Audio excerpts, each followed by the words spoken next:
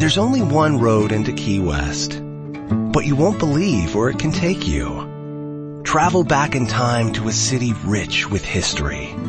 Discover amazing artists and musicians. Taste seafood fresh off the boat. Or just kick back and soak up the island vibe. For more about Key West, visit flakeys.com. Key West, close to perfect, far from normal. Every day, my company gets scam phishing emails trying to get money or sensitive info. I wanted to protect my employees and my clients, so I checked out CISA's Secure Our World. They've got simple ways we can protect our businesses from online threats. First, teach employees to recognize and report phishing. Next, require strong passwords plus multi-factor authentication. And finally, turn on automatic updates for your business software. To learn more, go to CISA at cisa.gov/Secure Our World. Family Theater presents Otto Kruger and Jeff Chandler.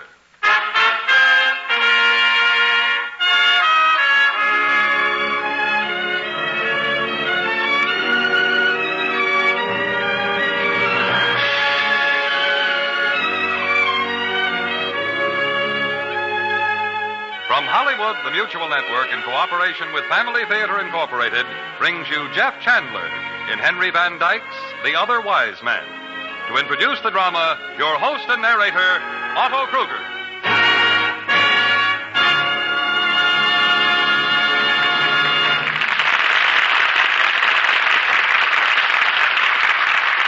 Thank you, Gene Baker. Friends, you all know the story of the three wise men of the East, how they traveled from far away to offer their gifts at the manger cradle in Bethlehem.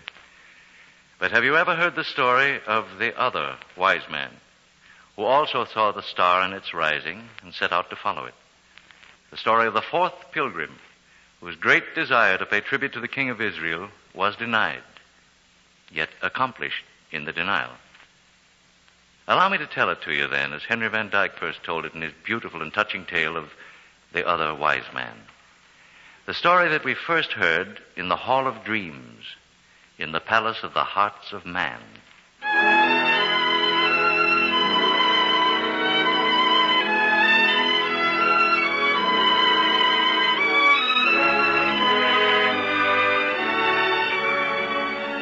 In the days when Augustus Caesar was master of many kings and Herod reigned in Jerusalem, there lived in the city of Persia a certain man named Artaban the Median. Tall he was and dark, with brilliant eyes, his brow that of a dreamer, his mouth that of a man of war. And upon the night that we now tell of, he was seated in an upper chamber of his house, speaking gravely to some visitors, men who, like Artaban, wore the long white robe and pointed cap of the fire worshippers, the garb and dress of the ancient priesthood of the Magi.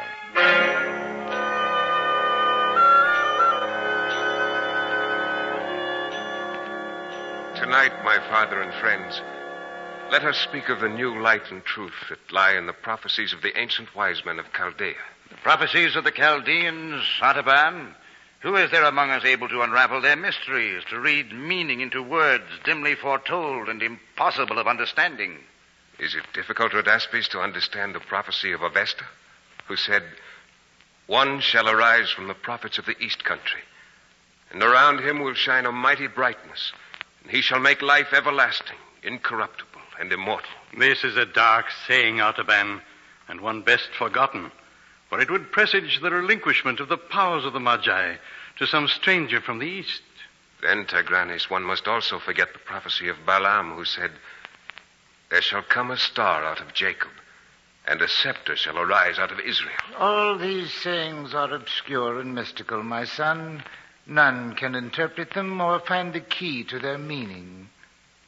I have been able to interpret them, Father. You, Artaban? Yes, Father.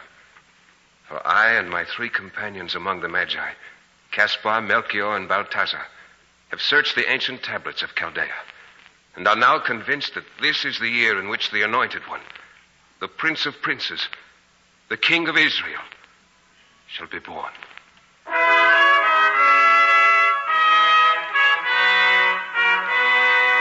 They looked at Artaban, his father and friends, with mingled feelings, looked at him with doubt, with wonderment, with scorn, and with disbelief.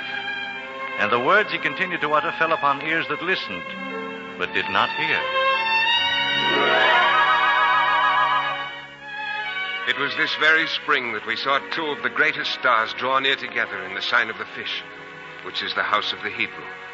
And we also saw a new star there, a star which shone for one night and then vanished. Now, once again, the two great planets are meeting. This very night is their conjunction. And if it is, Artaban, what of that?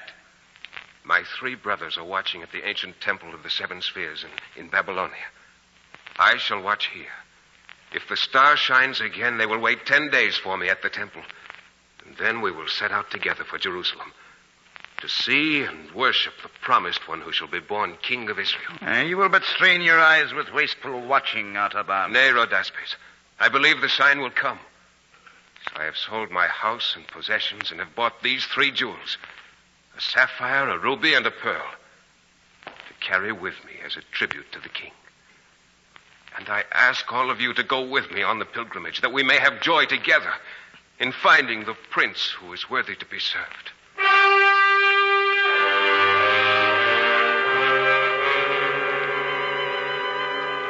As he finished speaking, Artaban placed three great gems upon a linen scroll before him. One blue as the fragment from a night sky. One redder than the ray of sunrise. One as pure as the peak of a snow mountain at twilight. His friends glanced at the jewels, then at each other with looks of wonder and of pity. This is a vain dream, Artaban. No king will ever rise from the broken race of Israel.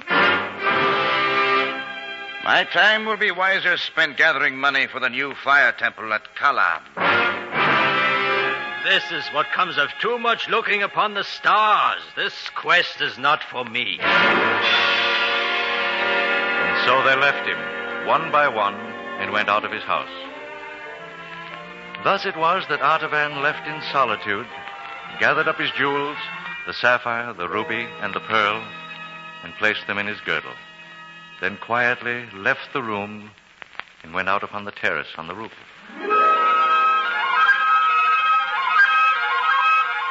Far over the eastern plain, a white mist stretched like a lake. But where the distant peak of Zagros serrated the western horizon, the sky was clear. And Jupiter and Saturn rolled together like drops of lambent flame about to blend into one.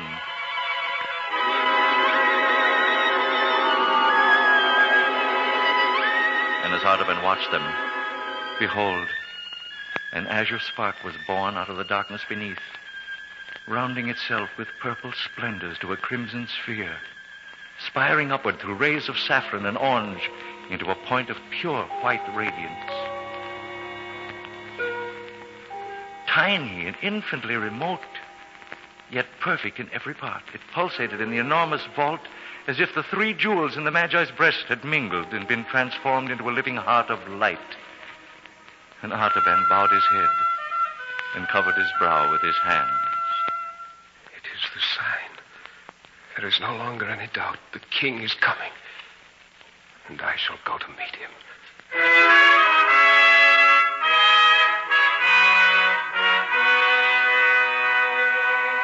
Before the birds had fully roused to their strong, joyful chant of morning song, the hooves of Vazda, the swift and faithful steed of Artaban, were beating a spirited music upon the road, and over the fertile fields of Kankabar and the rich gardens of Bagistan, through the rocky passes of Zagros and the swirling floods of the river Tigris, those gallant hooves made their rhythmic song. And upon nightfall of the 10th day, they trod the lush earth by the waters flowing near the shattered walls of populous Babylon.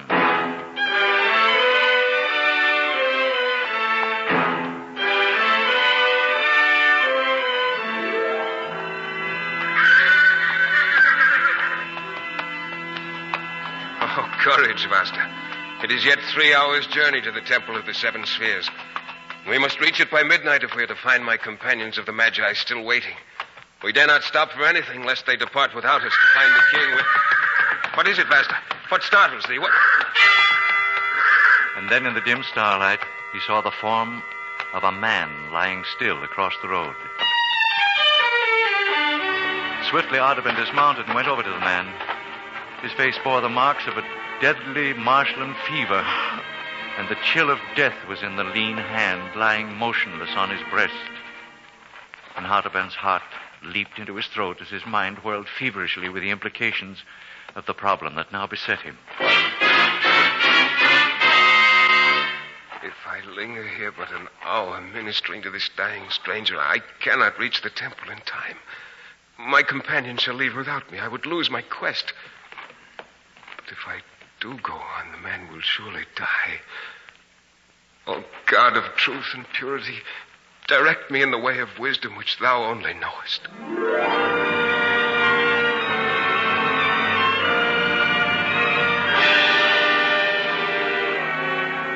And Artaban turned back to the sick man and carried him off the road to the foot of a palm tree. The Magi swiftly prepared a draught of potent remedy he carried in his belt. Then hour after hour labeled as only a skillful healer of disease can do. And at last the man's strength returned. He sat up, looked about him, and spoke. Who art thou?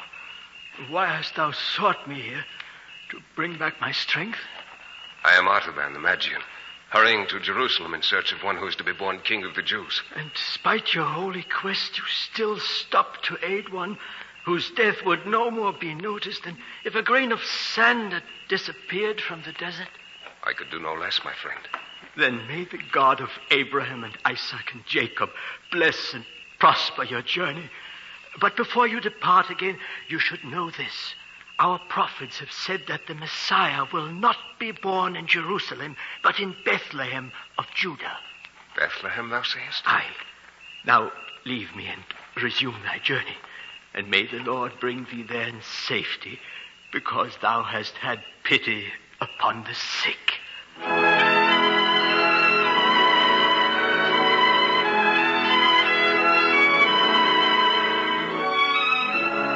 So it was that when Artaban reached the Temple of the Seven Spheres, the three wise men had gone, leaving behind them only a piece of parchment under a small cairn of broken bricks.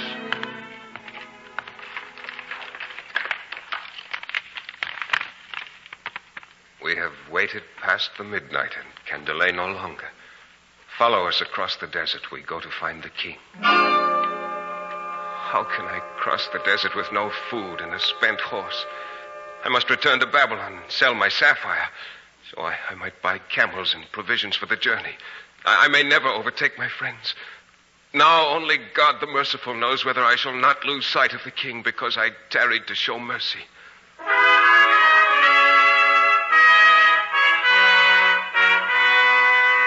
And so it was that Artaban the Magi, the other wise man, with but 2 gems remaining now to offer as tribute to the king of Israel, followed Caspar, Melchior, and Balthazar across the desert.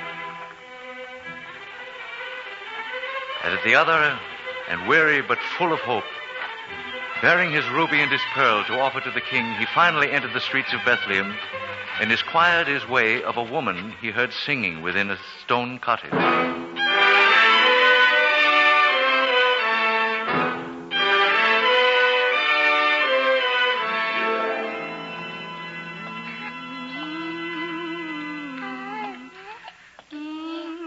May the blessings of the day be upon thee and thy child, good sister. And upon thee also, stranger.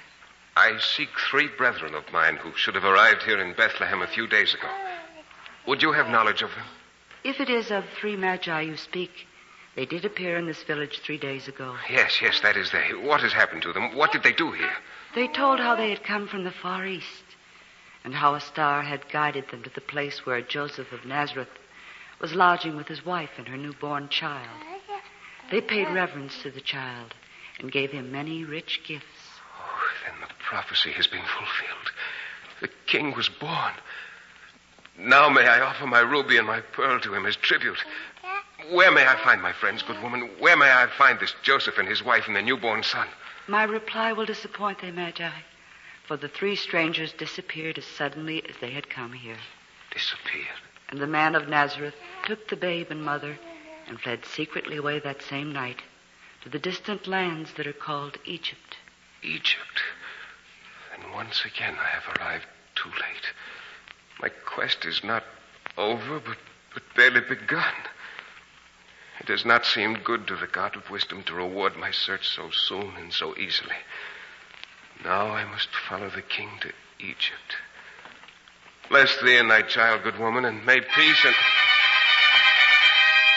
Those trumpets, they have within their throats the cry of doom. Oh, my child. Wait here, woman. Wait, I shall look through the doorway for the meaning of this. What is transpiring here? Why the fearful cries of terror and alarm? The soldiers of Herod. The soldiers of Herod have come to the village. They're killing our children, slaughtering our babes. Fly to the hills with your children. Fly, fly. Herod soldiers killing our children. Oh, no, no, no. Oh, wait. Take the child to the darkest corner of the room. Cover him with the folds of thy robe and quiet his cries. I shall speak to these soldiers of Herod when they arrive.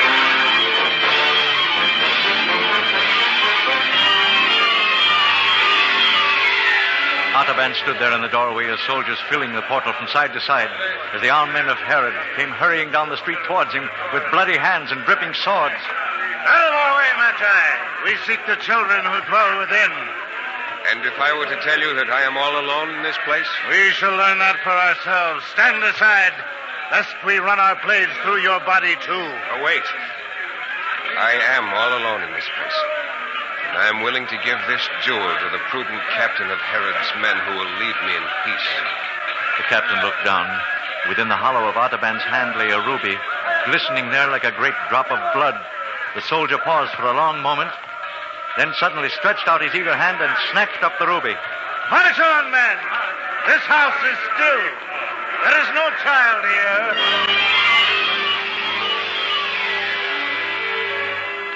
And as the clangor of arms passed by and swept down the street, Artaban re-entered the humble little cottage, looked down at the joyously weeping woman and the again smiling, happy infant clasped to her breast. Then he turned his face to the east and prayed. God of truth, forgive my sin. I have said the thing that is not to save the life of a child. And 2 of my gifts are gone. I have spent for man that which was meant for God. Shall I ever be worthy to see the face of the king?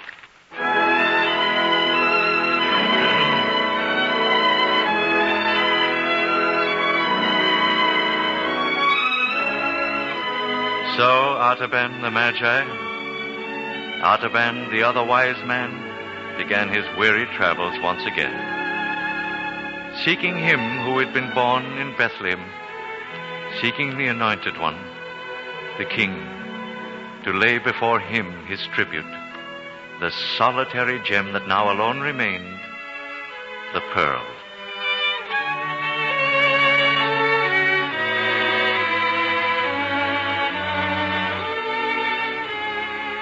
Among the throngs in populous Egypt did he seek the king, through countries where famine lay heavy upon the land, and in plague-stricken cities he visited the oppressed and afflicted in the gloom of prisons, in the wretchedness of slave marts and the weary toil of galley ships. And in all this world of anguish, he found none to worship, though he did find many to help. For he fed the hungry, and clothed the naked, he healed the sick, and comforted the captive.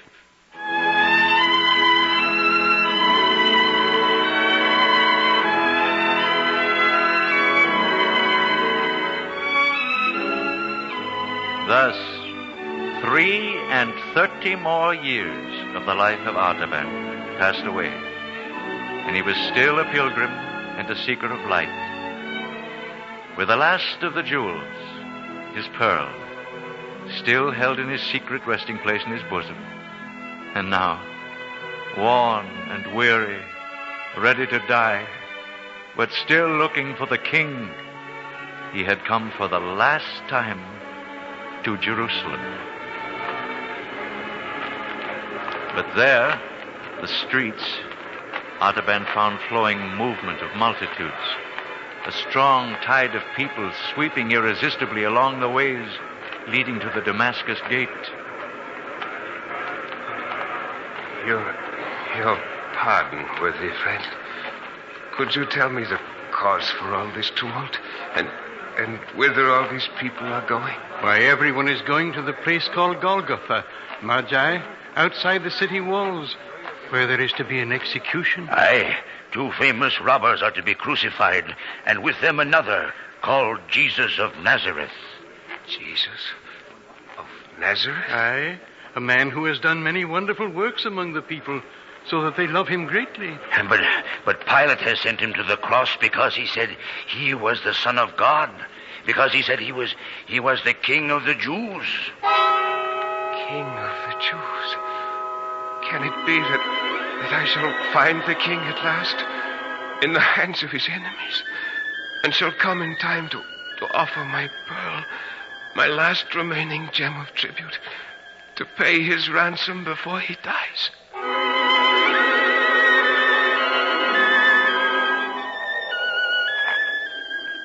Artaban's heart beat unsteadily with excitement as, slowly, with tired and painful steps, he followed the multitude toward the Damascus gate. No, you cannot take me with you. But as he reached a point just beyond the entrance of the guardhouse, some Macedonian soldiers came down the street, dragging with them a young girl with torn dress and disheveled hair. And as Artaban paused in compassion, she broke from the hands of the tormentors and threw herself at the wise man's feet. Have pity on me, wise man, for the sake of the God of purity. For I, too, am of the Magi, seized for our father's debts and about to be sold into slavery. Oh, save me, wise man, save me. Artaban trembled. It was the old conflict in his soul, that which had come to him in the palm grove of Babylon and in the cottage at Bethlehem. The conflict between the expectation of faith and the impulse of love. Twice the gift which he had consecrated to the worship of God had been drawn from his hand to the service of humanity. This was the third trial, the ultimate probation, the final and irrevocable choice.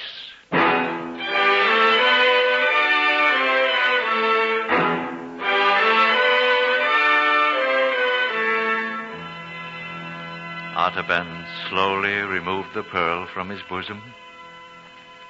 Never had it been so luminous, so radiant, so full of tender, living luster. And he laid it in the hand of the slave girl. Here. This is thy ransom, my daughter. The last of my treasures which I kept for the king.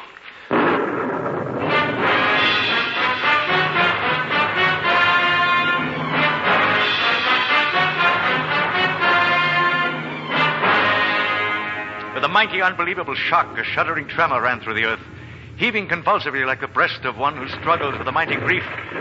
The walls of the houses rocked to and fro. Stones were loosened and crashed into the street, but Artaban and the girl fell helplessly to the ground.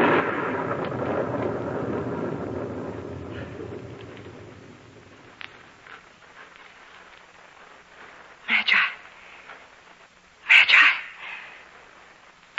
Speak to me, Magi. Speak. But the old man lay there, unanswering, his gray beard resting on the young girl's shoulder.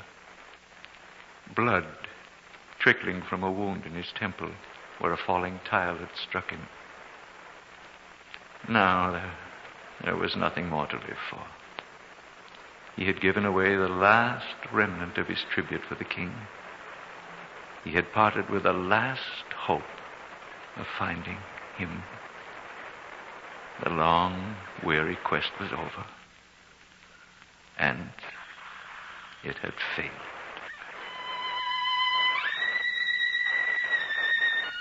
Then, as the alarmed girl bent over him, there came through the twilight a sound, like a voice, very small and still, like music sounding from a distance, in which the notes are clear, but the words are lost. And the girl turned to see if someone had spoken to them. But there was no one there.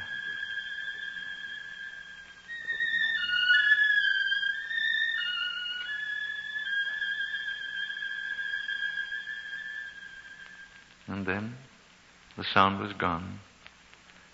But the lips of the Magi, of Artaban, the other wise man, trembled, moved, and then spoke as though in answer to that voice. Not so, my lord. For when saw I thee hungered and fed thee, or thirsty and gave thee drink? When saw I thee a stranger and took thee in, or naked and clothed thee? When saw I thee sick or in prison and came unto thee? 33 years have I looked for thee, but I have never seen thy face, nor ministered to thee, my king.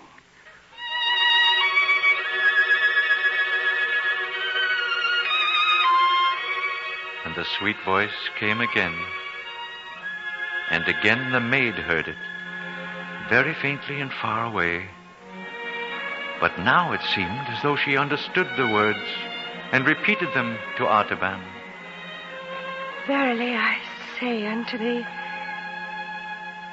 inasmuch as thou hast done it unto the least of these, my brethren, thou hast done it unto me. Calm radiance of wonder and joy suddenly lighted the pale face of Artaban, like the first ray of dawn on a snowy mountain peak. One last long breath of relief exhaled from his lips, and his journey was ended. His treasures had been accepted.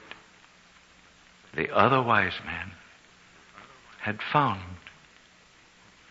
the king.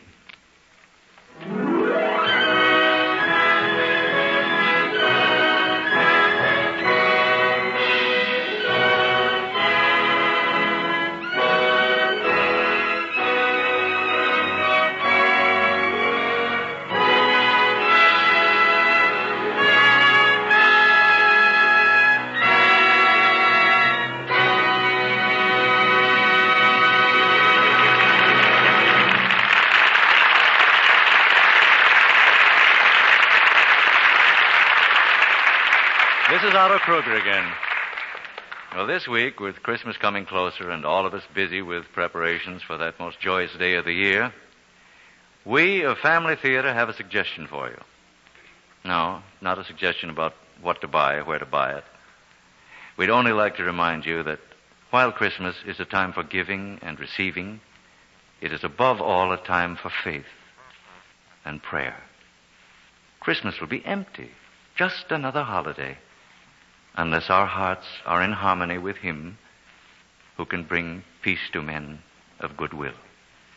So, during this Christmas season, will you remember, no greater gift can come to you and to your home than that deep and lasting peace which prayer alone can bring. The family that prays together stays together. More things are wrought by prayer than this world dreams of.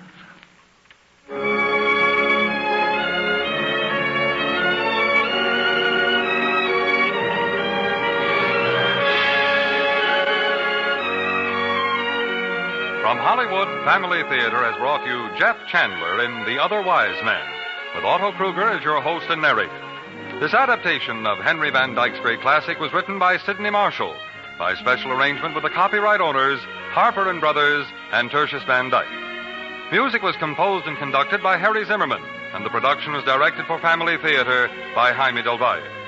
Others in our cast were Norman Field, John Daner, Robert Griffin, Harold Deerenforth, Gloria Hunter, Mary Lansing, and Virginia Island. This series of Family Theater broadcasts is made possible by the thousands of you who felt the need for this type of program, by the Mutual Network, which has responded to this need, and by the hundreds of stars of stage, screen, and radio who have so unselfishly given of their time and talent to appear on our Family Theater stage.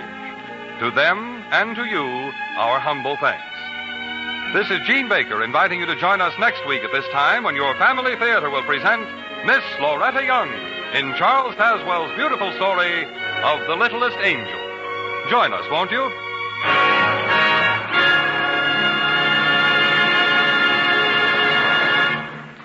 Family Theater is heard in Canada through the facilities of the Canadian Broadcasting Corporation and is broadcast to our troops overseas by the Armed Forces Radio Service.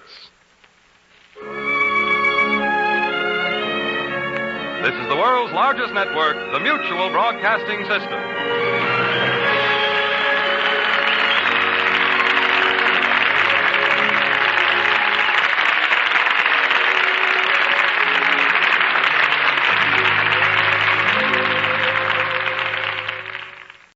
Lucky Land Casino, asking people, what's the weirdest place you've gotten lucky? Lucky? In line at the deli, I guess? Aha, in my dentist's office. More than once, actually. Do I have to say? Yes, you do. In the car before my kids' PTA meeting. Really? Yes. Excuse me, what's the weirdest place you've gotten lucky? I never win and tell. Well, there you have it. You can get lucky anywhere, playing at LuckyLandSlots.com. Play for free right now. Are you feeling lucky? No purchase necessary. Void where prohibited by law. 18+. Terms and conditions apply. See website for details.